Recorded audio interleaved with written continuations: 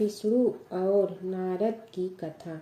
एक बार नारद मुनि जी ने भगवान विष्णु जी से पूछा, हे भगवान, आपका इस समय सबसे प्रिय भक्त कौन है?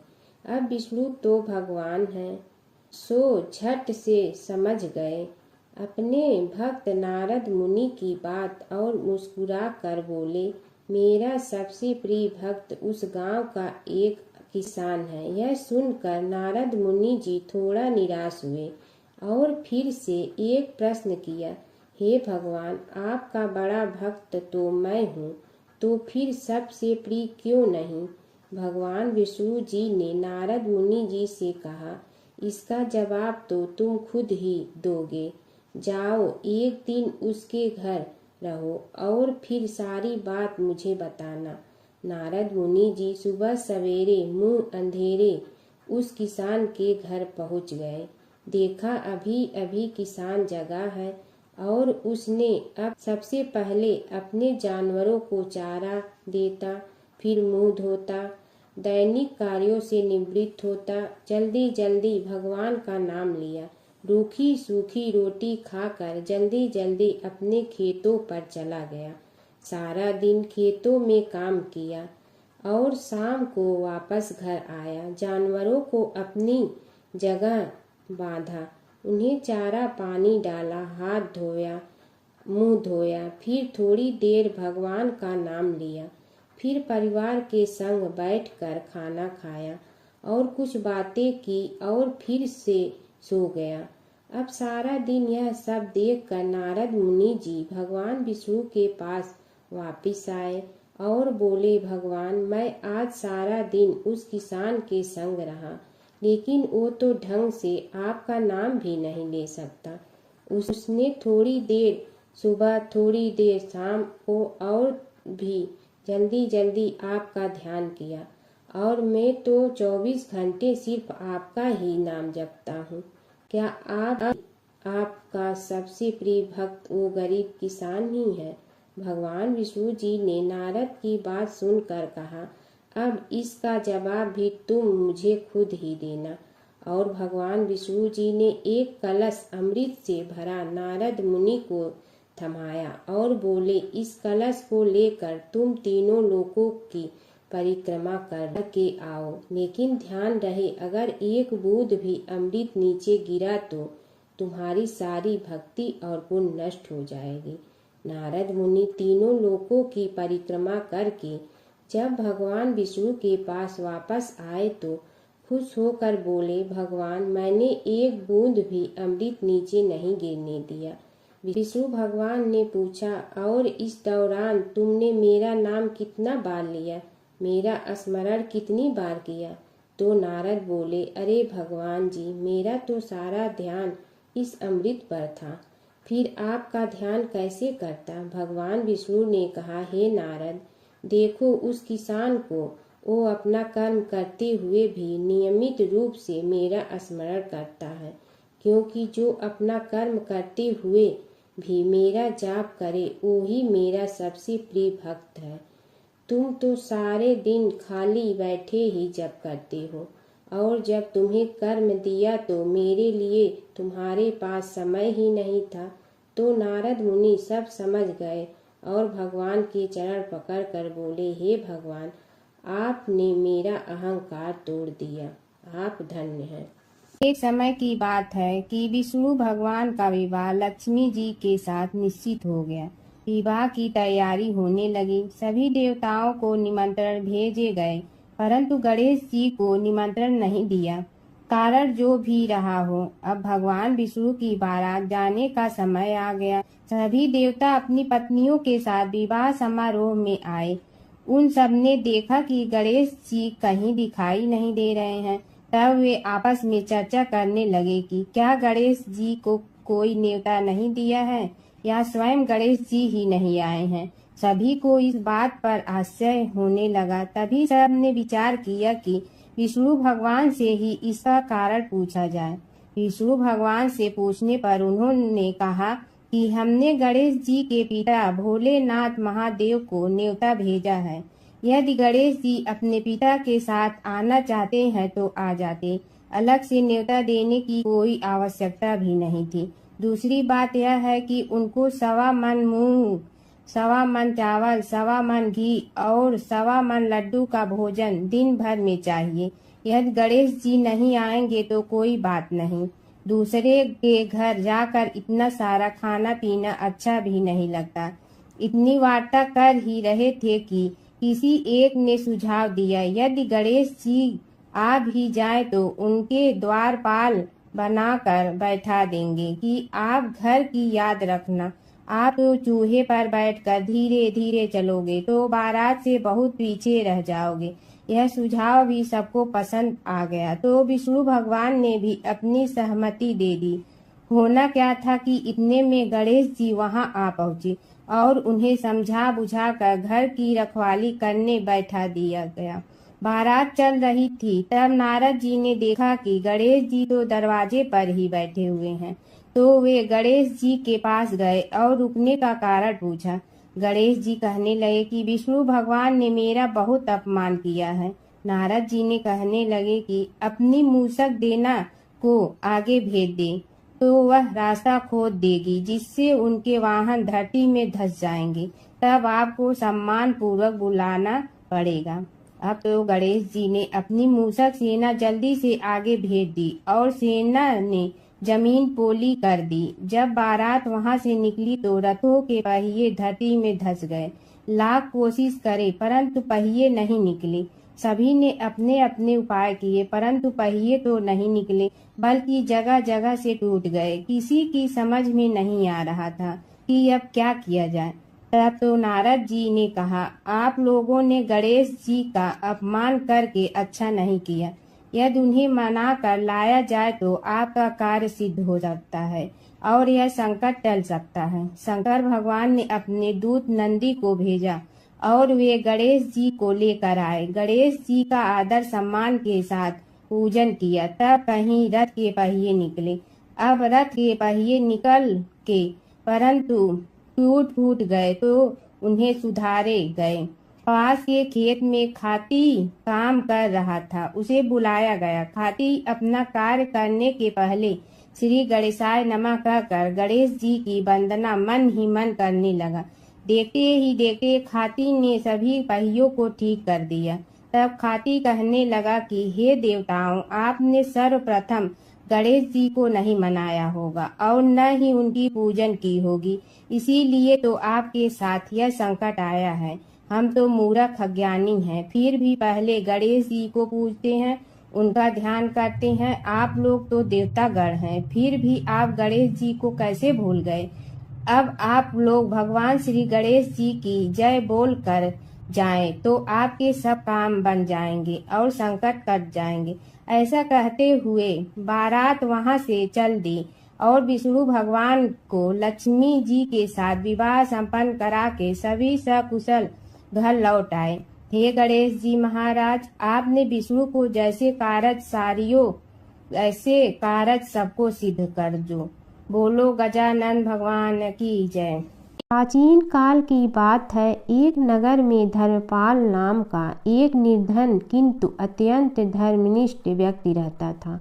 वह न तो अधिक पूजा पाठ जानता था और न ही उसके पास धन था, परंतु उसके हृदय में भगवान विष्णु के प्रति अपार श्रद्धा थी। प्रतिदिन प्रातः स्नान कर भगवान विष्णु का स्मरण करता और तुलसी दल अर्पित करता। तब भी वह हरि नाम का जाप करता रहता। एक दिन किसी कारणवश वह पूजा न कर सका।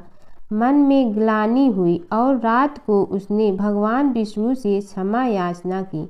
उसी रात उसे स्वप्न में विष्णु ने दर्शन दिए और कहा, हे भक्त, जो भी व्यक्ति श्रद्धा से मेरा स्मरण करता है, मैं उसके सभी पाप हर लेता हूँ।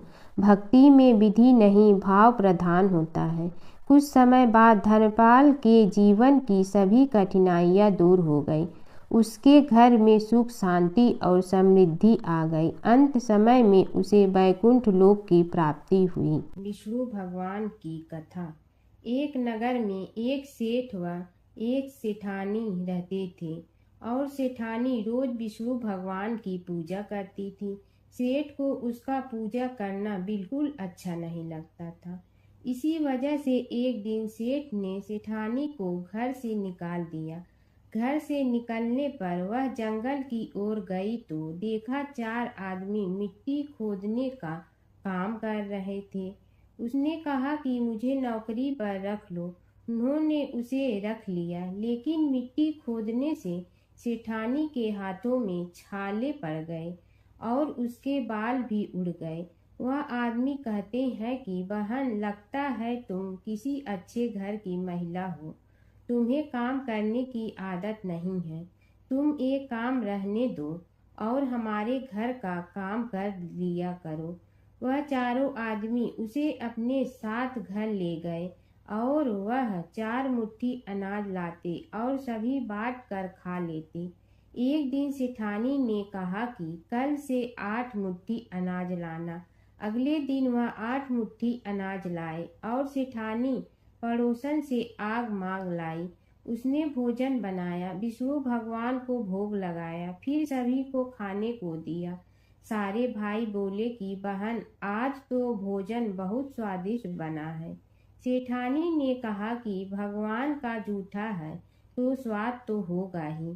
सेठानी के जाने के बाद सेठ भूखा रहने लगा और आस पड़ोस के सारे लोग कहने लगे कि ये तो सेठानी के भाग्य से खाता था।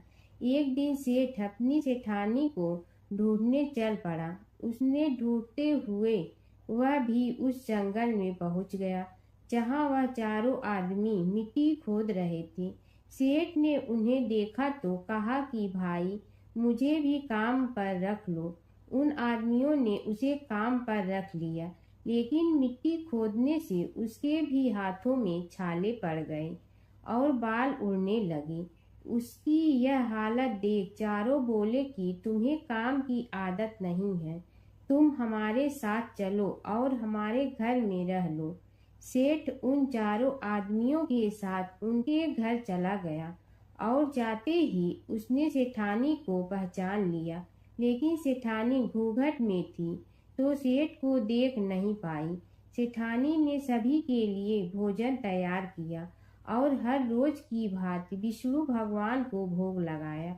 उसने उन चारों भाइयों को भोजन परोस दिया, लेकिन जैसे ही वह सेठ को भोजन देने लगी तो विष्णु भगवान ने उसका हाथ पकड़ लिया।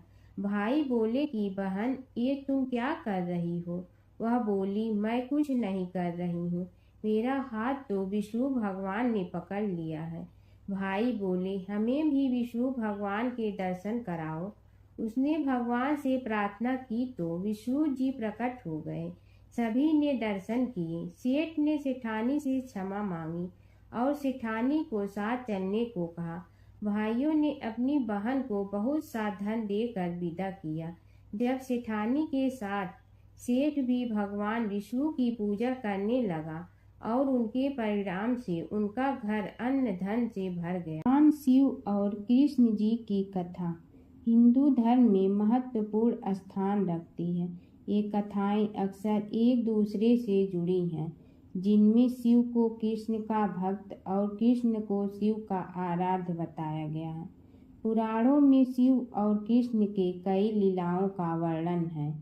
कृष्ण के दर्शन के लिए शिव का साधु वेश में गोकुल जाना। एक पौराणिक कथा के अनुसार भगवान शिव एक साधु का वेश धारण करके गोकुल में कृष्ण के दर्शन के लिए गए थे। मैया यशोदा ने उन्हें भिक्षा देने के लिए आई, लेकिन शिव ने कृष्ण के दर्शन के अलावा कुछ भी स्वीकार करने से इनकार कर दिया। यशोदा ने पहले तो मना कर दिया, लेकिन बाद में पूर्णमासी काकी के समझाने पर उन्होंने कृष्ण को साधु के सामने प्रकट किया। शिव ने कृष्ण के दर्शन किए और उनके चरणों की छाप छोड़कर चले गए। यशोदा और नंद राय समझ गए कि यह कोई साधारण साधु नहीं था, बल्कि कोई दिव्य पुरुष था। नारद मुनि का घमंड। एक बार नारद मुनि को अपने ज्ञान और भक्ति पर घमंड हो गया। कृष्ण ने नारद मुनि की परीक्षा लेने के लिए उन्हें एक गांव में भेजा जहां एक महिला अपने पति के बीमार होने पर बहुत दुखी थी। नारद मुनि ने महिला को समझाया कि वह भगवान से प्रार्थना करे, लेकिन महिला ने कहा कि वह अपने पति को कष्ट में नहीं देख सकती। तब नारद मुनि ने राधा से मिलने का फैसला किया। राधा ने नारद मुनि को चरणामृत दिया और कहा कि वह इसे अपने पति को दे। नारद मुनि ने जब राधा से चरणामृत लिया तो उन्हें एहसास हुआ कि राधा का प्रेम कृष्ण के प्रति सबसे महान है। इस घटना के बाद नारद मुनि का घमंड चूर चूर हो गया। नारद मुनि और कृष्ण की लीला। नारद मुनि अक्सर कृष्ण की लीलाओं में शामिल होते थे। एक बार नारद मुनि इंद्र के दरबार से द्वारका जा रहे थे। रास्ते में उन्होंने पारिजात वृक्ष का एक फूल लिया और कृष्ण को दे दिया। कृष्ण ने वह फूल रुक्मिणी को दे। नारद मुनि ने देखा कि कृष्ण ने वह फूल रुक्मिणी को दिया तो उन्हें बहुत खुशी हुई। धर्मराज जी की कथा। दो सेठानियाँ थी। एक के घर में धन बहुत था पर वह कंजूस थी। दूसरी के पास धन थोड़ा कम था पर मन से वह बहुत अमीर थी। रोज सवेरे उठती, गंगा स्नान करती, तुलसी माता, बड़ पीपल सींचने, भगवान के मंदिर जाके पूजा करती। धर्मराज सूरज भगवान की कहानी सुनती, भगवान के भोग लगाकर अतिथि को जिमाती, गाय कुत्ता के लिए ग्रास निकालती। दूसरी सेठानी इस धर्मात्मा को देखकर हंसती और कहती, पता नहीं दिन भर क्या करती रहती है। थोड़े समय बाद दोनों सेठानियों को भगवान का बुलावा आया। धर्मात्मा सेठानी के तो यमराज जी ने विमान भेजा और दूसरी को दूत मारते ही ले गया। रास्ते में सेठानी बोली, मेरे को भूख लगी है। तो दूत बोले, किसी को कुछ दिया होगा तो मिलेगा। फिर बोली, प्यास लगी है। दूत बोले, किसी को पानी पिलाया तो मिलेगा। रास्ते में उसे काट चुभने लगे, गर्मी पड़ने लगी, पर दूत तो उसे घसीटे ही ले गए। अब सेठानी बहुत पछताने लगी कि सब कुछ होते हुए भी दान धर्म नहीं किया। इतने में यमराज का दरबार आया। धर्मात्मा बुढ़िया को भगवान के पास सिंहासन मिला और वह उस पर बैठी थी। उधर दूसरी सेठानी को तपते कुंड में डाल दिया। अब सेठानी यमराज से बोली, मुझे 1.25 पहर का जीवन दान दे दो, मैं वापस आकर दंड भोग लूंगी। यमराज बोले, ठीक है। सेठानी के शरीर में वापस प्राण डाल दिए। संसार में आते ही पंडितों को बुलाकर सेठानी ने धर्मराज की कथा सुनी, सब तरह से धर्म किया। इतने में समय पूरा हो गया। अब की बार विमान आया। 1.25 पहर के दान धर्म से सेठानी को स्वर्ग मिला। धर्मराज जी की परम भक्त पोपा बाई की कथा।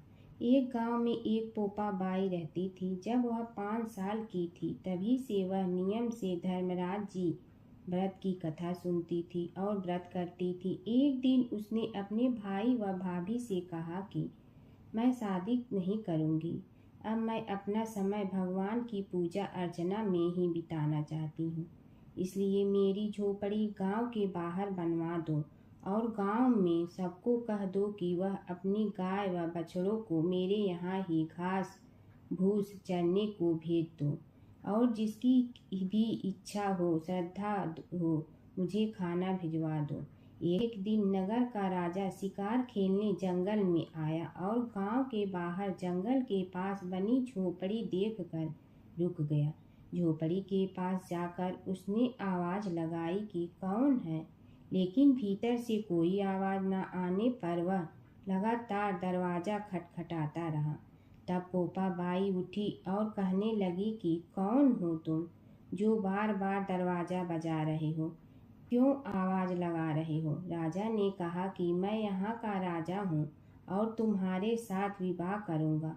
पोपा बाई ने कहा कि जहाँ से आए हो वहीं चले जाओ, मैं किसी पराये आदमी का मुंह नहीं देखती हूँ।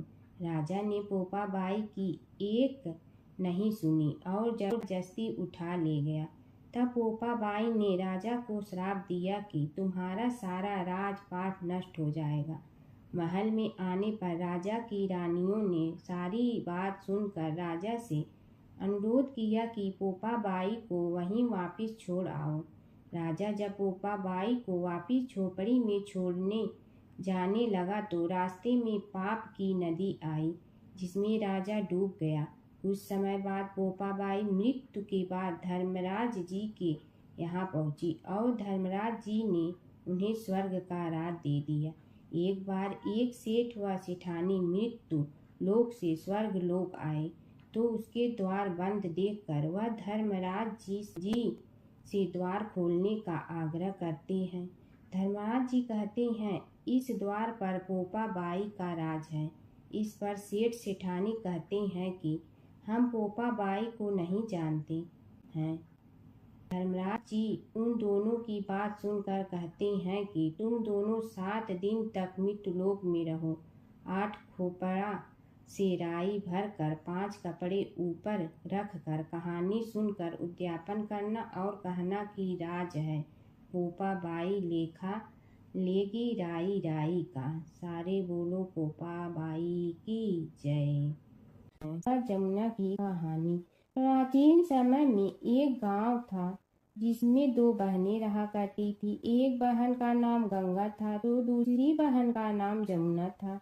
एक बार दोनों बहनें एक साहूकार के खेत से गुजर रही थी तो जमुना ने 13 दाने जौ के तोड़ लिए, जिसे देख गंगा बोली कि तुझे तो ग्रहण लग गया, तूने चोरी की है।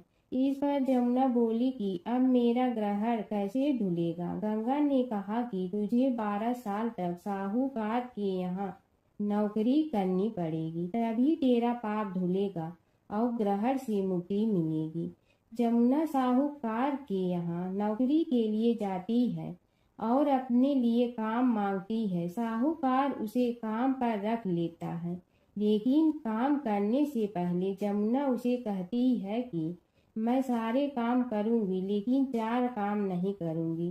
जूठे बर्तन नहीं मांजूंगी, झाड़ू नहीं लगाऊंगी, बिस्तर नहीं बिछाऊंगी और दिया नहीं जलाऊंगी।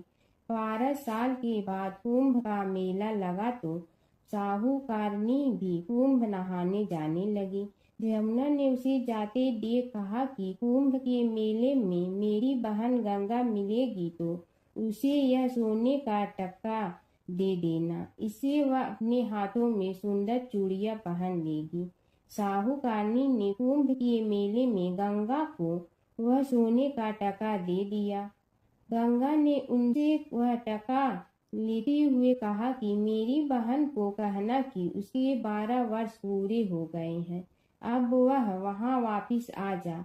साहूकार व साहूकारनी वापिस घर आए तब जमुना मटके में पानी भर रही थी। दोनों जमुना से बोले कि हमने सोने का वह टका तेरी बहन गंगा को दे दिया था और उसने कहा है कि तेरे 12 वर्ष पूरे हो गए हैं, इसलिए अब तुम वापिस जाओ। यह समाचार सुनते ही जमुना सहस्त्र धारा में बदल गई और बहने लगी। जमुना जी का यह रूप देखकर साहूकार और साहूकारनी परेशान हो गई थी। हमारे घर में जमुना माता ने काम किया, हमें तो अब ग्रहण लग गया है, हम यह ग्रहण कैसे उतारेंगे। जमुना भागकर गंगा माता के पास चली गई। गंगा ने जमुना से पूछा कि तुम साहूकारनी से कुछ कहकर आई हो या ऐसे ही बिना बताए आ गई। तब जमुना बोली कि मैं तो कुछ भी बताकर नहीं आई हूँ। गंगा ने कहा कि जा उन्हें धीरज दे आ, नहीं तो उन्हें जीवन भर असंतोष ही रहेगा। गंगा के कहने पर जमुना माता ने साहूकारनी को सपने में दर्शन दिए और कहा कि तुम दोनों उल्टे माथे क्यों पड़े हो, जाओ उठकर खाओ पियो। तब दोनों बोले कि हम कैसे उठे, हमें तो ग्रहण लगा है, क्योंकि हमने उल्टे सीधे और पता नहीं कितने नीच कार्य आपसे कराए हैं। तब जमुना जी बोली कि तुम्हें ग्रहण नहीं लगा है, ग्रहण तो मुझे लगा था कि मैंने तुम्हारे खेत से 13 दाने जौ के चुराए थे। मैं तो अपना ग्रहण उतारने तुम्हारे घर आई थी। मेरा ग्रहण तुम्हारे घर में 12 वर्ष तक रहने से डर गया है और मेरी मुक्ति हो गई है। जमुना जी ने कहा कि तुम्हें कोई ग्रहण नहीं लगा है, उल्टे मेरे 12 वर्ष तक यहाँ रहने से तुम्हारी भी मुक्ति हो गई है। यह कहकर जमुना जी स्वप्न से चली गई। दोनों उठकर देखते हैं कि उनके घर में पहले से भी अधिक धन हो गया है। हे जमुना माता, जैसे आपने साहूकार व साहूकारनी की मुक्ति कराई, वैसे ही आप अपने सभी भक्तों की करना। नगर बसेरे की कहानी। किसी गांव में एक भाट व एक जाट रहता था। दोनों में घनिष्ठ मित्रता थी। एक बार जाट अपनी बहन के घर जाने को तैयार हुआ तो भाट अपनी ससुराल जाने को तैयार हुआ। दोनों साथ चल पड़े तो रास्ते में रुककर एक कुएं की मुंडेर पर बैठ गए। जाट ने भाट से कहा कि नगर बसेरा कर लेते हैं। इस पर भाट बोला कि तू ही नगर बसेरा कर ले, मैं तो अपनी ससुराल जा रहा हूँ, वहाँ खूब खातिर होगी मेरी, तू कर ले नगर बसेरा। जाट वहीं कुएं के पास बैठ पानी की घंटी और चावल का दाना लेकर नगर बसेरा करने लगा। नगर बसेरा करने के साथ जाट कहने लगा कि नगर बसेरा जो करे सो मल धोवे पाँव, ताता माड़ा तापसी देगी मेरी माँ, माँ देगी मावशी तेगी द्वारका का वास, मीठा मीठा घास वृंदावन का वास, 5 कुल्थी छठी रास, मेरी जीगड़ो श्री कृष्ण के पास, डालू पानी हो जाए घी, झट से निकल जाए मेरा जी। यह सब कर कर के वह जाट बहन के पास चल पड़ा। जाट की बहन ने भाई के आने पर उसकी खातिर की खी बूरा के साथ भाई को जिमाया। दोनों ने बैठकर ढेर सारी बातें की। इधर भाट अपने ससुराल पहुंचा तो वहां आग लगी हुई थी। आग बुझाने वह भी लग गया, जिसमें हाथ मुंह भी काले हो गए और खुद भी थोड़ा सुलझ गया। ना रोटी ना पानी के लिए ही किसी ने पूछा। एक पड़ोसन आई तो उसने भाट की सास को कहा कि जमाई आया है, जरा उस आओ भगत कर लो। बुढ़िया बोली कि सब कुछ तो जल गया है, अब कहाँ से आओ भगत करूं। तब पड़ोसन ने ही भाट को एक रोटी के साथ छाछ दी। उसने वही खाकर गुजारा किया। शाम को दोनों फिर घर की ओर चल पड़े और रास्ते में मिल गए और एक दूसरे का हाल पूछा। भाट बोला कि मेरी ससुराल में तो आग लगी हुई थी, आग बुझाते मैं खुद काला हो गया हूँ, ना रोटी मिली ना पानी। जाट बोला कि मेरी तो बहुत खातिर हुई। फिर बोला कि मैंने कहा था ना कि नगर बसेरा कर ले, अब कर ले, लेकिन भाट ने फिर मना कर दिया। कहने लगा कि चाहे रोटी दे या न दे, तेरी तो माँ है, दही चूरमा का पेड़ा धरा पाएगा। भाट ने फिर नगर बसेरा नहीं किया। जाट ने कर लिया। नगर बसेरा जो करे सो मल धोए पाँव, ताता माड़ा तापसी देगी मेरी माँ, माँ देगी मावशी देगी द्वारका का वास, मीठा मीठा घास वृंदावन का वास, 5 कुल्थी छठी रास, मेरा जी बड़ो श्री कृष्ण के पास, डालू पानी हो जाए घी, झट से निकल जाए मेरा जी। करके वह चल पड़ा। घर पहुँचते ही जाट की मावशी ने बहुत लाड प्यार किया। उधर भाट घर गया तो उसकी भैंस खो गई थी। बाप एक लाठी रखे तो दूसरी उठाए और कहने लगा कि ससुराल गया तो आग लगा दी, अब यहाँ आया तो भैंस खो दी। बाप ने कहा कि पहले भैंस लेकर आ, तभी रोटी पानी मिलेगा। सारा दिन भाट भैंस ढूंढता रहा, लेकिन उसे भैंस नहीं मिली। जाट और भाट की मुलाकात फिर से बाजार में हो गई। जाट ने भाट के हाल चाल पूछे तो भाट बोला कि आते ही भैंस खो गई, बस उसी दिन से भैंस ढूंढ रहा हूँ।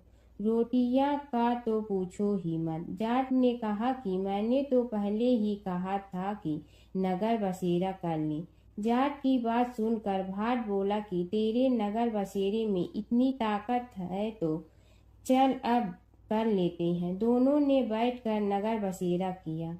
नगर बसेरा जो करे सो मल धोवे पाँव, ताता माड़ा तापसी देगी मेरी माँ। माँ देगी मौसी देगी द्वारका का वास, मीठा मीठा घास वृंदावन का वास। पाँच कुल की छठी रास मेरा जीवड़ो श्री कृष्ण के पास। डालू पानी हो जाए घी, झट से निकल जाए मेरा जी। दोनों के नगर बसेरा करने पर भाट जैसे ही आगे बढ़ा तो उसकी खोई भैंस मिल गई, जिसे लेकर घर पहुंचा। घर पहुंचते ही माँ ने कहा कि लड़के को आते ही घर से निकाल दिया, सारे दिन से ये भूखा प्यासा भटक रहा है। यह कहकर उसकी माँ ने उसको खूब खिलाया पिलाया। इस घटना के बाद सारे नगर में ढिंढोरा पिटवा गया कि तब कोई अपने पीहर या सास से आते जाते नगर बसेरा करें। जैसे भाट को नगर बसेरा करने का फल मिला, वैसे ही हर किसी को मिले। प्राचीन काल की बात है। नैमिषारण्य क्षेत्र में ऋषि महर्षि और साधु संतों का समाज जुड़ा था। उसमें श्री सूत जी भी विद्यमान थे।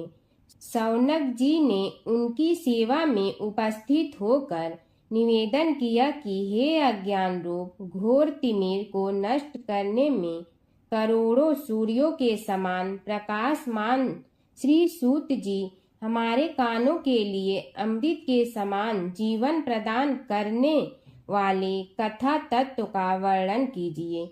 हे सूत जी, हमारे हृदयों में ज्ञान के प्रकाश की वृद्धि तथा भक्ति, वैराग्य और विवेक की उत्पत्ति जिस कथा से हो सकती हो, वह हमारे प्रति कहने की कृपा कीजिए।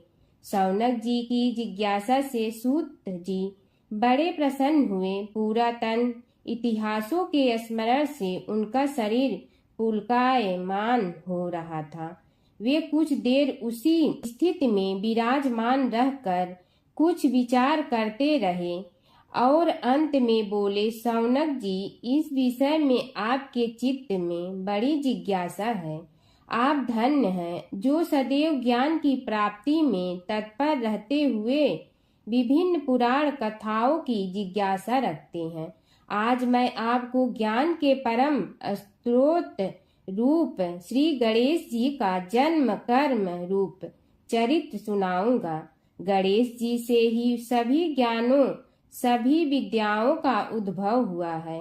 अब आप सावधान चित्त से विराजमान हो। श्री गणेश जी के ध्यान और नमस्कार पूर्वक उनका चरित्र श्रवण करें। नमस्तस्मै गणेशाय ब्रह्मा विद्या प्रदायिनी यनागस्त्यसमः साक्षात विघ्न सागर सोसड़े। कैसे हैं वे श्री गणेश जो सभी प्रकार की ब्रह्म विद्याओं को प्रदान करने वाले अर्थात ब्रह्मा के सगुण और निर्गुण स्वरूप पर प्रकाश डालने और जीव ब्रह्मा का अभेद प्रतिपादन करने वाली विद्याओं के दाता हैं। वे विघ्नों के समुद्रों को महर्षि अगस्त्य के समान शोषण करने में समर्थ हैं। इसलिए उनका नाम विघ्न सागर शोषक के नाम से प्रसिद्ध है। मैं उन भगवान श्री गणेश जी को नमस्कार करता हूँ। प्रथम पूजा के अधिकारी श्री गणेश जी। यह कहकर सूत जी कुछ समय के लिए मौन हो गए और फिर बोले, शौनक जी, भगवान गणेश जी ही सर्वप्रथम पूजा प्राप्ति के अधिकारी हैं। किसी भी देवता की पूजा करो, पहले उनकी पूजा करो। शौनक जी ने निवेदन किया, हे भगवान, हे सूत, सर्वप्रथम यह बताने की कृपा कीजिए कि गणेश जी को प्रथम पूजा का अधिकार किस प्रकार प्राप्त हुआ। इस विषय में मेरी बुद्धि मोह को प्राप्त हो रही है कि सृष्टि रचयिता ब्रह्मा जी, पालन करता भगवान नारायण और संहार करता शिव जी में से किसी को प्रथम पूजा का अधिकारी क्यों नहीं माना गया। यह त्रिदेव ही तो सबसे बड़ा देवता माने जाते हैं। सूत जी ने कहा, शौनक जी, यह भी एक रहस्य ही है। देखो, अधिकार मांगने से नहीं मिलता, इसके लिए योग्यता होनी चाहिए।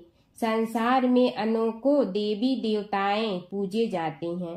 पहले जो जिसका इष्ट देव होता है वह उसी की पूजा किया करता है। इससे बड़े देवताओं के महत्व में कमी आने की आशंका उत्पन्न हो गई। इस कारण देवताओं में परस्पर विवाद होने लगा। वे उसका निर्णय प्राप्त करने के लिए शिव जी के पास पहुंचे और प्रणाम करके पूछने लगे, प्रभु, हम सब में प्रथम पूजा का अधिकारी कौन है? शिव जी सोचने लगे कि किसे प्रथम पूजा का अधिकारी माने। तभी उन्हें एक युक्ति सूझी। बोले, देवगण, इसका निपटारा बातों से नहीं तथ्यों से होगा। इसके लिए एक प्रतियोगिता रखनी होगी। शिव की परिक्रमा करने की प्रतियोगिता। देवगण उनका मुख देखने लगे, शंकित हृदय से सोचने लगे कि कैसी प्रतियोगिता रहेगी। यह शिव जी ने उनके मन के भाव ताड़ लिए, इसलिए सांत्वना भरे शब्दों में बोले, घबराओ मत, कोई कठिन परीक्षा नहीं ली जाएगी। बस इतना ही कि सभी अपने अपने वाहनों पर चढ़कर संसार की परिक्रमा करो और फिर यहाँ लौट आओ। जो पहले लौटेगा वही सर्वप्रथम पूजा का अधिकारी होगा। अब क्या देर थी, सभी अपने अपने वाहन पर चढ़कर दौड़ पड़े। किसी का वाहन गजराज था तो किसी का सिंह, किसी का भैंसा तो किसी का मृग, किसी का हंस तो किसी का उल्लू, किसी का अश्व तो किसी का श्वान। अभिप्राय यह है कि वाहनों को विविधता के दर्शन उस समय जितने भले प्रकार से हो सकते थे उतने अन्य समय में नहीं। सबसे गया बीता वाहन गणेश जी का था मूषक, उससे चूहा भी कहते हैं। ऐसे वाहन के बल भरोसे इस प्रतियोगिता में सफल होना तो क्या, सम्मिलित होना भी हास्यास्पद है। गणेश जी ने सोचा, छोड़ो, क्या होगा प्रतियोगिता में भाग लेने से, हम तो यहाँ बैठे रहकर ही तमाशा देखेंगे। वे बहुत देर तक विचार करते रहे। अंत में उन्हें एक युक्ति सूझी। शिव जी स्वयं ही जगदाता हैं, यह संसार उन्हीं का प्रतिबिंब है, तब क्यों न इन्हीं की परिक्रमा कर ली जाए। इनकी परिक्रमा करने से ही संसार की परिक्रमा हो जाएगी। ऐसा निश्चय कर उन्होंने मूषक पर चढ़कर शिव जी की परिक्रमा की और उनके समक्ष जा पहुँचे। शिव जी ने कहा, तुमने परिक्रमा पूर्ण कर ली? उन्होंने उत्तर दिया, जी हाँ। शिव जी सोचने लगे कि इसे तो यहीं घूमते हुए देखा, फिर परिक्रमा कैसे कराया। देवताओं का परिक्रमा करके लौटना आरंभ हुआ और उन्होंने गणेश जी को वहां बैठे देखा तो माथा ठनक गया। फिर भी साहस करके बोले, अरे तुम विश्व की परिक्रमा के लिए नहीं गए? गणेश जी ने कहा, अरे मैं कब का यहाँ आ गया। देवता बोले, तुम्हें तो कहीं भी नहीं देखा। गणेश जी ने उत्तर दिया, देखते कहाँ से, समस्त संसार शिव जी में विद्यमान है। इनकी परिक्रमा करने से ही संसार की परिक्रमा पूर्ण हो गई। सूत जी बोले, शौनक, इस प्रकार गणेश जी ने अपनी बुद्धि के बल पर ही विजय प्राप्त कर ली। उनका कथन सत्य था, इसलिए कोई विरोध करता भी तो कैसे। बस उसी दिन से गणेश जी की प्रथम पूजा होने लगी। सूत जी बोले, हे शौनक जी, यह एक तथ्य है कि गणेश जी ही उसके पात्र हैं।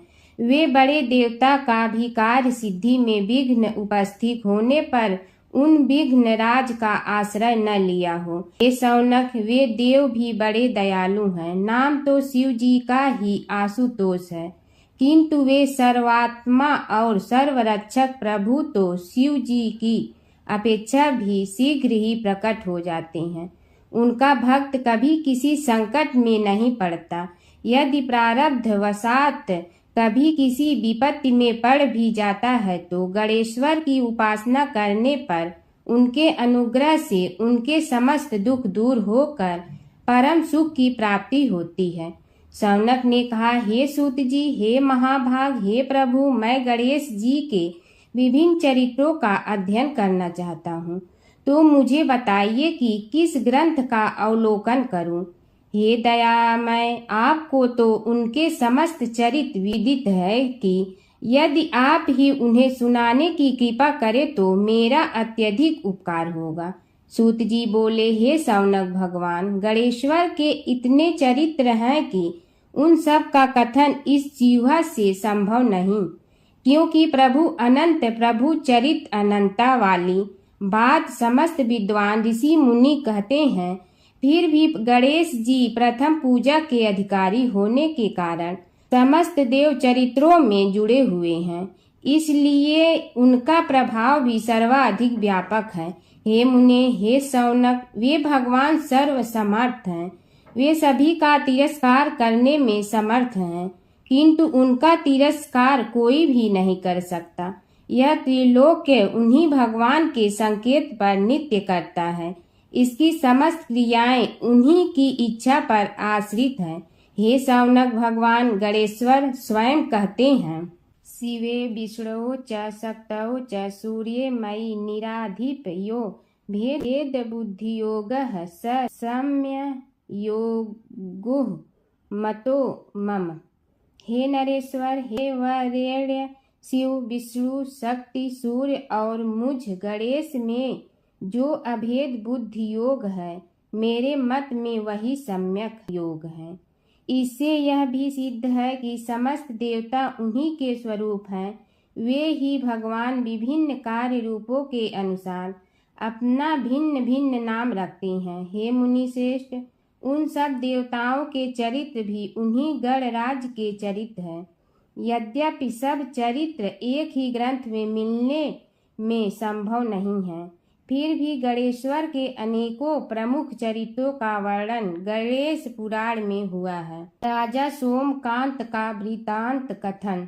शौनक जी ने पूछा, हे प्रभु, गणेश पुराण का आरंभ किस प्रकार हुआ, यह मुझे बताने की कृपा करें। इस पर सूत जी ने कहने लगे, हे शौनक, यद्यपि गणेश पुराण है तो बहुत प्राचीन, क्योंकि भगवान गणेश्वर तो आदि हैं। न जाने कब से गणेश जी अपने उपासकों पर कृपा करते चले आ रहे हैं।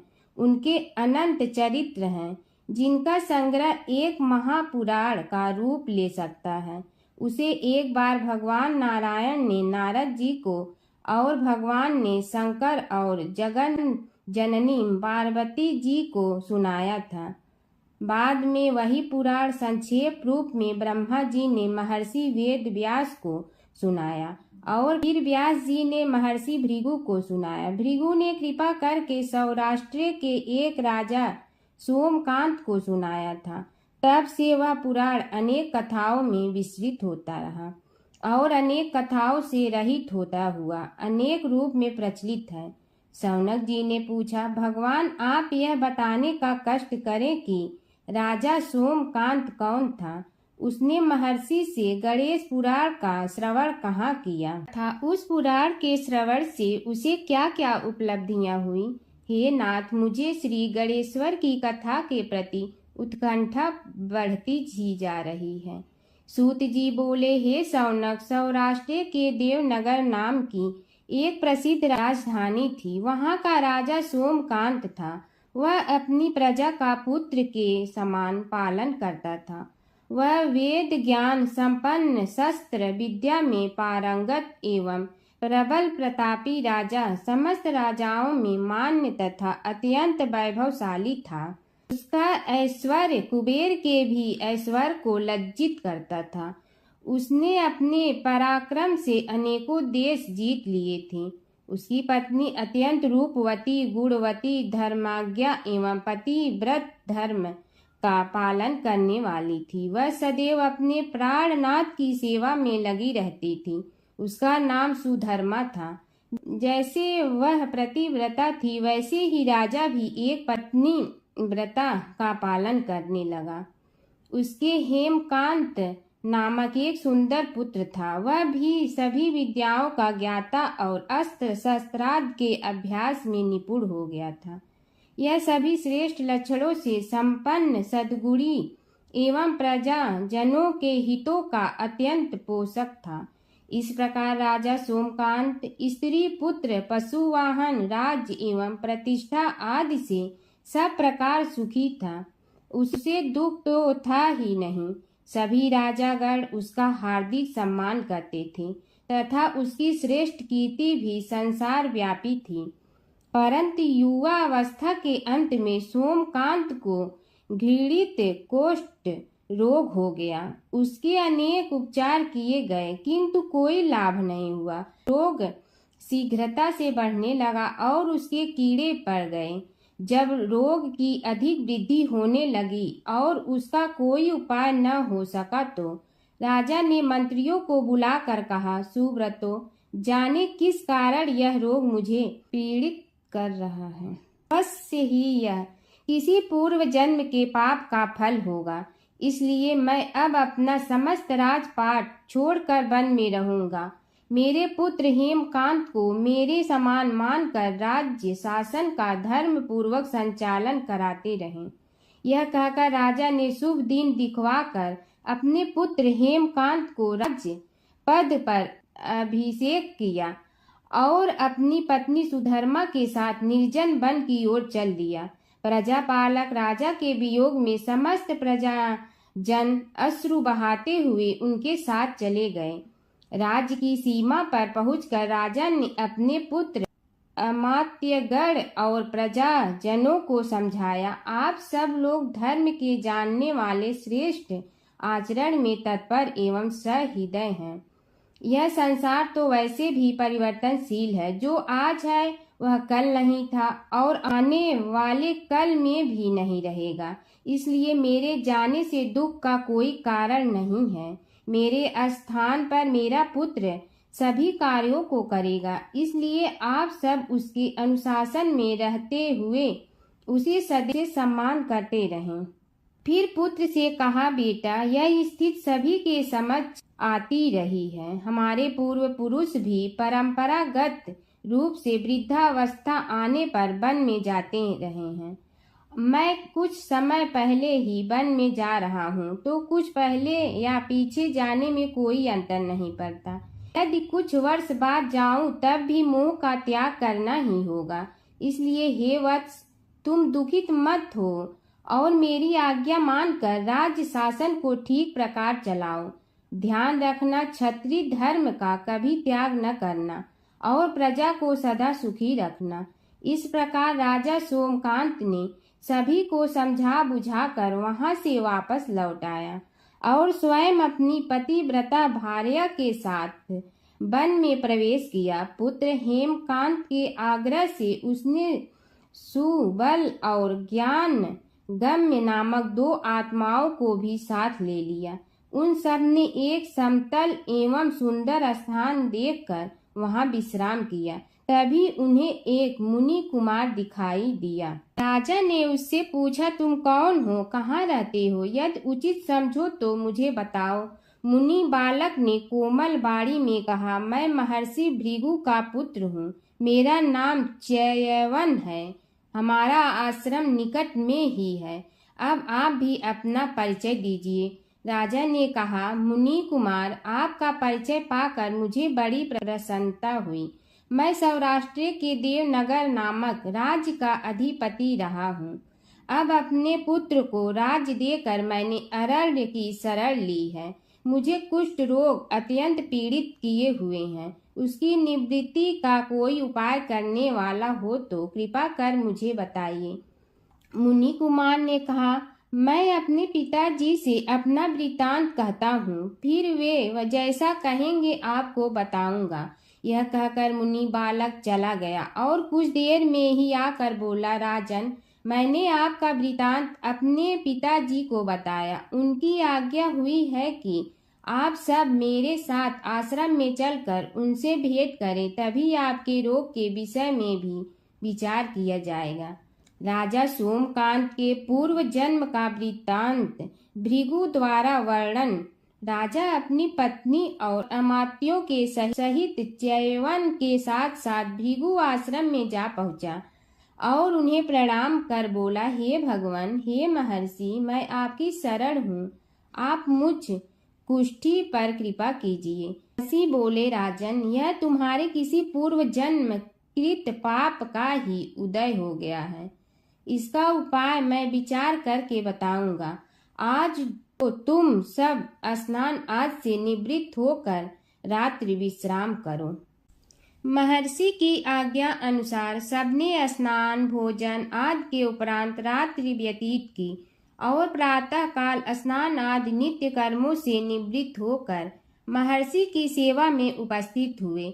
महर्षि ने कहा, राजन, मैंने तुम्हारे पूर्व जन्म का वृत्तांत जान लिया हूँ और यह भी विदित कर लिया है कि किस पाप के फल से तुम्हें इस रोग की प्राप्ति हुई है। यदि तुम चाहो तो उसे सुना दूं। राजा ने हाथ जोड़कर निवेदन किया, बड़ी कृपा होगी मुनिनाथ, मैं उसे सुनने के लिए उत्कंठित हूँ। महर्षि ने कहा, तुम पूर्व जन्म में एक धनवान वैश्य के लाडले पुत्र थे। वह वैश्य विंध्याचल के निकट कौलहार नामक ग्राम में निवास करता था। उसकी पत्नी का नाम सुलोचना था। तुम उसी वैश्य दंपत के पुत्र हुए। तुम्हारा नाम कामद था। तुम्हारा लालन पालन बड़े लाड चाव से हुआ। उन्होंने तुम्हारा विवाह एक अत्यंत सुंदरी वैश्य कन्या से कर दिया था, जिसका नाम कुटुम्बिनी था। यद्यप तुम्हारी भार्या सुशीला थी और तुम्हें सदैव धर्म में निरत देखना चाहती थी, किंतु तुम्हारा स्वभाव वासनांध होने के कारण दिन प्रतिदिन उज्जवल होता जा रहा था। किंतु माता पिता भी धार्मिक थे, इसलिए उनके सामने तुम्हारी उज्ज्वलता दबी रही।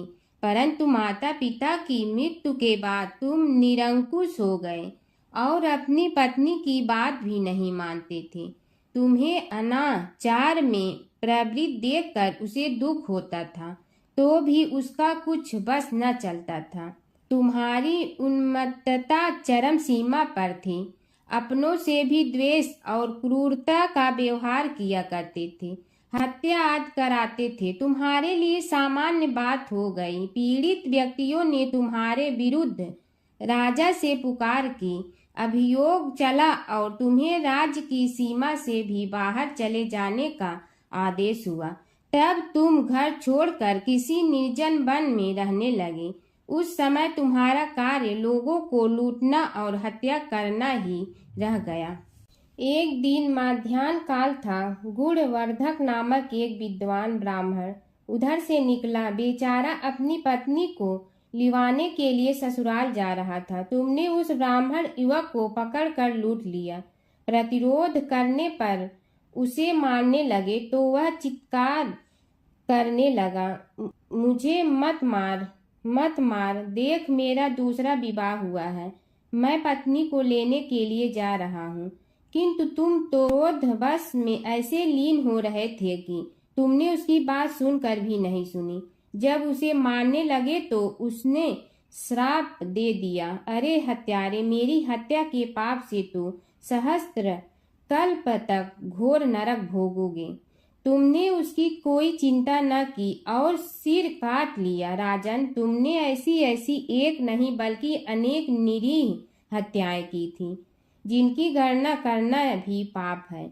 इस प्रकार इस जन्म में तुमने घोर पाप कर्म किए थे, किंतु बुढ़ापा आने पर जब अशक्त हो गए तब तुम्हारे साथ जो क्रूर कर्मा थे वे भी किनारा कर गए। उन्होंने सोच लिया कि अब तो इसे खिलाना भी पड़ेगा, इसलिए मरने दो यहीं। अमोघ प्रभाव गणेश उपासना का कथन। राजन, अब तुम निरालंब थे, चल फिर तो सकते ही नहीं थे। भूख से पीड़ित रहने के कारण रोगों ने भी घेर लिया। उधर से जो कोई निकलता तुम्हें घृणा की दृष्टि से देखता हुआ चला जाता।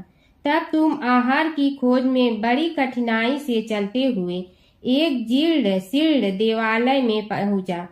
उसमें भगवान गणेश्वर की प्रतिमा विद्यमान थी। तब न जाने किस पुण्य के उदय होने से तुम्हारे मन में गणेश जी के प्रति भक्ति भाव जागृत हुआ।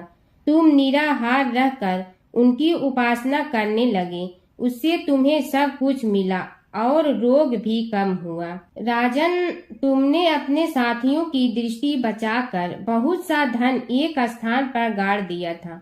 अब तुमने उस धन को उसे देवालय के जीर्णोद्धार में लगाने का निश्चय किया। शिल्पी बुलाकर उस मंदिर को सुंदर और भव्य बनवा दिया। इस कारण कुख्याति सुख्याति में बदलने लगी।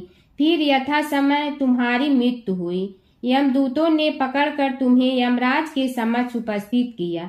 यमराज तुमसे बोले, जीव, तुमने पाप और पुण्य दोनों ही किए हैं और दोनों का ही भोग तुम्हें भोगना है, किंतु पहले पाप का फल भोगना चाहते हो पुण्य का। इसके उत्तर में तुमने प्रथम अपने पुण्य कर्मों के भोग की इच्छा प्रकट की और इसीलिए उन्होंने तुम्हें राजकुल में जन्म लेने के लिए भेज दिया। पूर्व जन्म में तुमने भगवान गणाध्यक्ष का सुंदर एवं भव्य मंदिर बनवाया था, इसलिए तुम्हें सुंदर देह की प्राप्ति हुई। यह कहकर महर्षि भृगु कुछ रुके। उन्होंने देखा कि राजा को इस वृतांत पर शंका हो रही है। तभी महर्षि के शरीर में असंख्य विकराल पक्षी उत्पन्न होकर राजा की ओर झपटे। उनकी चोंच बड़ी तीक्ष्ण थी, जिनसे वे राजा के शरीर को नोच नोच कर खाने लगे। उसके कारण उत्पन्न असहनीय पीड़ा से व्याकुल हुए राजा ने महर्षि के समक्ष हाथ जोड़कर निवेदन किया, प्रभु, आपका आश्रम तो समस्त द्वेष आदि से परे है और यहाँ मैं आपकी शरण में बैठा हूँ। तब यह पक्षी मुझे आकर ही क्यों पीड़ित कर रहे हैं? हे मुनिनाथ, इनसे मेरी रक्षा कीजिए। महर्षि ने राजा के अंतर्वचन सुनकर सांत्वना देते हुए कहा, राजन, तुमने मेरे वचनों में शंका की थी और जो मुझ सत्यवादी के कथन में शंका करते हैं उसे खाने के लिए मेरे शरीर से इसी प्रकार पक्षी प्रकट हो जाते हैं, जो कि मेरे हुंकार करने पर भस्म हो जाया करते हैं। यह कर महर्षि ने हुंकार की और तभी वे समस्त पक्षी भस्म हो गए। राजा श्रद्धावनत होकर उनके समक्ष अश्रुपात करता हुआ बोला, प्रभु, अब आप पाप से मुक्त होने का उपाय कीजिए। महर्षि ने कुछ विचार कर कहा, राजन, तुम पर भगवान गणेश्वर की कृपा सहज रूप से है और वे ही प्रभु तुम्हारे पापों को भी दूर करने में समर्थ हैं। इसलिए तुम उनके पाप नाशक चरित्रों का श्रवण करो। गणेश पुराण में उनके चरित्रों का भले प्रकार वर्णन हुआ है, अतएव तुम श्रद्धा भक्ति पूर्वक उसी को सुनने में चित्त लगाओ। राजा ने प्रार्थना की, महामुनि, मैंने गणेश पुराण का नाम भी आज तक नहीं सुना, तो उनके सुनने का सौभाग्य कैसे प्राप्त कर सकूंगा? हे नाथ, आपसे अधिक ज्ञानी और प्रकांड विद्वान और कौन हो सकता है? आप ही मुझ पर कृपा कीजिए। महर्षि ने राजा की दीनता देखकर उसके शरीर पर अपने कमंडल का मंत्रपूत जल छिड़का। तभी राजा को एक छींक आई और नासिका से एक अत्यंत छोटा काले वर्ण का पुरुष बाहर निकल आया। देखते देखते वह बढ़ गया। उसके भयंकर रूप को देखकर राजा कुछ भयभीत हुआ, किंतु समस्त आश्रमवासी वहां से भाग गए। वह पुरुष महर्षि के समक्ष हाथ जोड़कर खड़ा हो गया। भृगु ने उसकी ओर देखा और कुछ उच्च स्वर में बोले, तू कौन है? क्या चाहता है? वह बोला, मैं साक्षात पाप हूँ। समस्त पापियों के शरीर में मेरा निवास है। आपके मंत्रपूत जल के स्पर्श से मुझे विवश होकर राजा के शरीर से बाहर निकलना पड़ा है। अब मुझे बड़ी भूख लगी है, बताइए क्या खाऊं और कहाँ रहूं? महर्षि बोले, तू उस आम के अवकाश स्थान में निवास कर और उसी वृक्ष के पत्ते खाकर जीवन निर्वाह कर। यह सुनते ही वह पुरुष आम के वृक्ष के पास पहुंचा, किंतु उसके स्पर्श मात्र से वह वृक्ष जलकर भस्म हो गया। फिर जब पाप पुरुष को रहने के लिए कोई स्थान दिखाई न दिया तो वह भी अंतर्हित हो गया। माता सीता की कथा। यह कहानी सीता माता कहती थी और श्री राम इसे सुना करते थे। एक दिन श्री राम भगवान को किसी काम के लिए बाहर जाना पड़ा। तो सीता माता कहने लगी कि भगवान, मेरा तो 12 वर्ष का नित्य नियम है। अब आप बाहर जाएंगे तो मैं अपनी कहानी किसे सुनाऊंगी। श्री राम ने कहा कि तुम कुएं की पाल पर जाकर बैठ जाना और वहां जो औरतें पानी भरने आएंगी उन्हें अपनी कहानी सुना देना। सीता माता कुएं की पाल पर जाकर बैठ जाती हैं। एक स्त्री आई, उसने रेशम की जड़ी की साड़ी पहन रखी थी और सोने का घड़ा ले रखा था। सीता माता उसे देख कहती हैं कि बहन, मेरा 12 वर्ष का नित्य नेम सुन लो। पर वह स्त्री बोली कि मैं तुम्हारा नित्य नेम सुनूंगी तो मुझे घर जाने में देरी हो जाएगी और मेरी सास मुझसे लड़ेंगी। उसने कहानी नहीं सुनी और चली गई। उसकी रेशम जड़ी की साड़ी फट गई। सोने का घड़ा मिट्टी के घड़े में बदल गया। सास ने देखा तो पूछा कि ये किसका दोष अपने सिर लेकर आ गई है। बहू ने कहा कि कुएं पर एक औरत बैठी थी, उसने कहानी सुनने के लिए कहा, लेकिन मैंने सुनी नहीं, जिसका यह फल मिला है। बहू की बात सुनकर अगले दिन वही साड़ी और घड़ा लेकर सास कुएं की पाल पर गई। सास को वहीं माता सीता बैठी मिली तो माता सीता ने कहा कि बहन, मेरी कहानी सुन लीजिए। सास बोली कि एक बार छोड़, मैं तो 4 बार कहानी सुन लूंगी। राम आए लक्ष्मण आए, देश के पुजारी आए, नित नेम का नेम लाए, आओ राम बैठो राम। तपी रसोई जियो राम, माखन मिश्री खाओ राम। दूध बतासा पियो राम, सूत के पलका मोठो राम। साल दुसाला पोठो राम, साल दुसाला ओढ़ो राम। जब बोलो जब राम ही राम, राम संवारे सबके काम। खाली घर भंडार भरेंगे, सबका बेड़ा पार करेंगे। श्री राम जय राम जय जय राम। सास बोली कि बहन, कहानी तो बहुत अच्छी लगी। कहानी सुनकर सास घर चली गई और उसकी साड़ी फिर से रेशम जड़ी की बन गई। मिट्टी का घड़ा फिर सोने के घड़े में बदल गया। बहू कहने लगी, सासू माँ, आपने ये सब कैसे किया। सास ने कहा कि बहू, तू दोष लगा के आई थी और मैं अब दोष उतार कर आ रही हूँ। बहू ने फिर पूछा कि वह कुएं वाली स्त्री कौन है। सास बोली कि वे सीता माता थी। वे पुराने से नया कर देती हैं, खाली घर में भंडार भर देती हैं। वह लक्ष्मी जी का वास घर में कर देती हैं। आदमी की जो भी इच्छा हो उसे पूरा कर देती हैं। बहू बोली कि ऐसी कहानी मुझे भी सुना दो। सास बोली कि ठीक है, तुम भी सुनो। और सास ने कहानी शुरू की। राम आए लक्ष्मण आए, देश के पुजारी आए, नित नेम का नेम लाए, आओ राम बैठो राम। तपी रसोई जियो राम, माखन मिश्री खाओ राम। दूध बतासा पियो राम, सूत के पलका मोठो राम। साल दुसाला पोठो राम, साल दुसाला ओढ़ो राम। जब बोलो जब राम ही राम, राम संवारे सबके काम। खाली घर भंडार भरेंगे, सबका बेड़ा पार करें। श्री राम जय जय राम।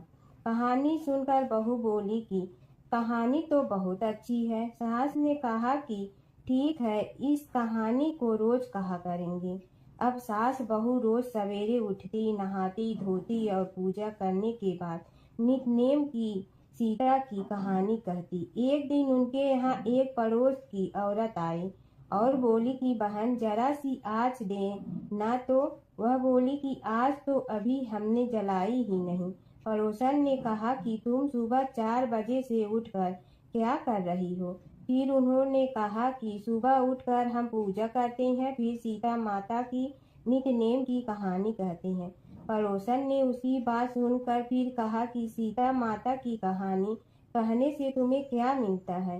वे बोली कि इनकी कहानी कहने से घर में भंडार भर जाते हैं, सारे काम सिद्ध होते हैं, मन की इच्छा भी पूरी हो जाती है। पड़ोसन कहती है कि बहन, ऐसी कहानी तो मुझे भी सुना दो। फिर वह बोली कि ठीक है, तुम भी यह कहानी सुन लो। राम आए लक्ष्मण आए, देश के पुजारी आए, नित नेम का नेम लाए, आओ राम बैठो राम। सारी कहानी सुनने के बाद पड़ोसन कहने लगी, बहन कहानी तो मुझे बहुत अच्छी लगी। अब वह पड़ोसन भी नित्य सीता माता की कहानी कहने लगी। कहानी कहने से सीता माता ने पड़ोसन के भी भंडार भर दिए। अब तो पूरे मोहल्ले में नित्य की कथा चल पड़ी।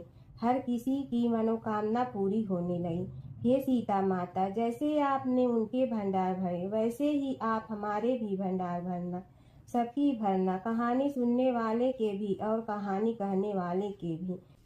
हर व्रत कथा के साथ पढ़ी और सुनी जाने वाली लपसी तपसी की यह कहानी। एक लपसी था, एक तपसी था। तपसी हमेशा भगवान की तपस्या में लीन रहता था। लपसी रोजाना सवा सेर की लपसी बनाकर भगवान का भोग लगाकर जीम लेता था। एक दिन दोनों लड़ने लगे। तपसी बोला, मैं रोज़ भगवान की तपस्या करता हूँ, इसलिए मैं बड़ा हूँ।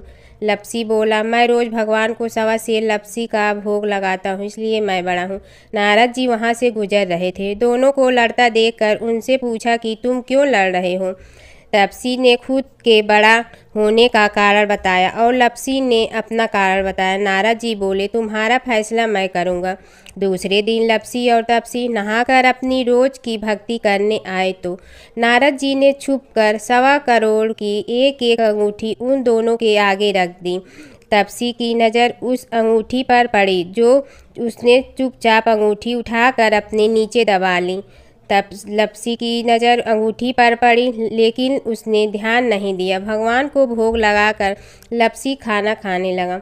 नारद जी सामने आए तो दोनों ने पूछा कि कौन बड़ा, तो नारद जी ने तपसी से खड़ा होने को कहा। वो खड़ा हुआ तो उसने नीचे दबी अंगूठी दिखाई पड़ी। नारद जी ने लपसी से कहा, तपस्या करने के बाद भी तुम्हारी चोरी करने की आदत नहीं गई, इसलिए लपसी बड़ा है और तुम्हें तुम्हारी तपस्या का कोई फल भी नहीं मिलेगा। तपसी शर्मिंदा होकर माफ़ी मांगने लगा। उसने नारद जी से पूछा, मुझे मेरी तपस्या का फल कैसे मिलेगा। नारद जी ने कहा, यदि कोई गाय और कुत्ते की रोटी नहीं बनाएगा तो फल तुम्हें मिलेगा। यदि कोई ब्राह्मण को भोजन करवा कर दक्षिणा नहीं देगा तो फल तुम्हें मिलेगा। यदि कोई साड़ी के साथ ब्लाउज नहीं देगा तो फल तुझे मिलेगा। यदि कोई दिए से दिया जलाएगा तो फल तुम्हें मिलेगा।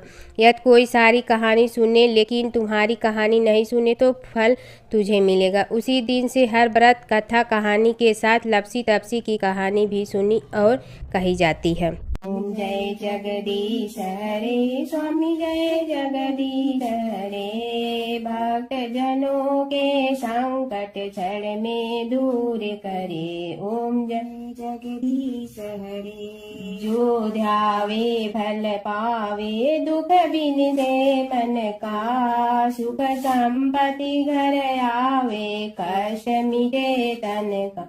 ओम जय जगदीश हरे।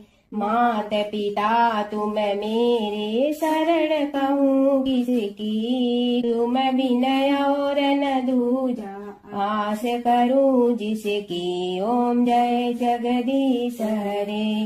तुम पूर्ण परमात्मा, तुम अंतर्यामी।